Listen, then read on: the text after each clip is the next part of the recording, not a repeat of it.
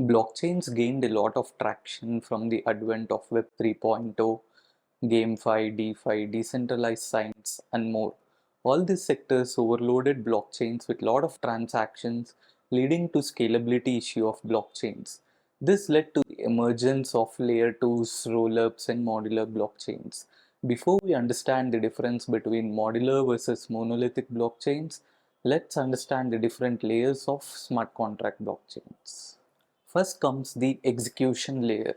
So whenever a user submits a smart contract transaction on the blockchain, this execution layer compiles the instructions of the smart contracts on the virtual machines and stores it onto the mempool temporarily.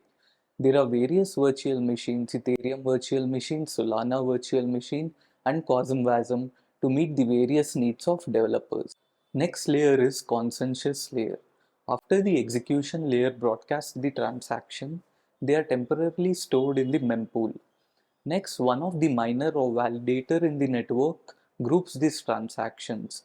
Other miners or validators in the network confirm their validity of the transactions to reach a consensus in the network. Several types of consensus mechanisms are used in various blockchains like proof of work, proof of stake, and delegated proof of stake, and etc.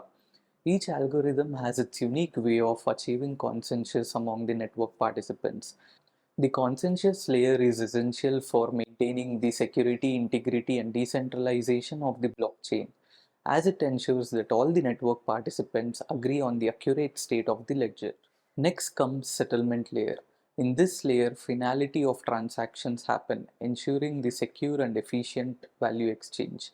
After a consensus is reached, the settlement layer is responsible for adding the data onto the blockchain.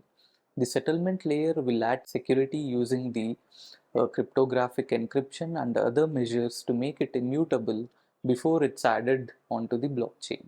Settlement layer is important for maintaining the finality and security of the blockchain. After the data is added onto the block, the next layer is responsible for storing the data. Next is data availability layer. What is a blockchain at its base? It's just an immutable record of transactions, and the data availability layer is just that. It just records and stores the data in the blockchain so that the other network participants have an access to the data. After the settlement layer finalizing the transaction and adds them onto the block, the data availability layer adds the block onto the blockchain.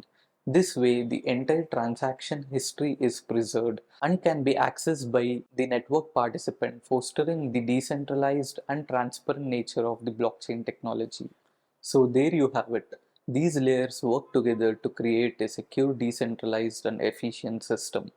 Understanding their roles is key to unlock the full potential of blockchain technology. Remember to like, share, and subscribe for more content like this. Until next time, keep building.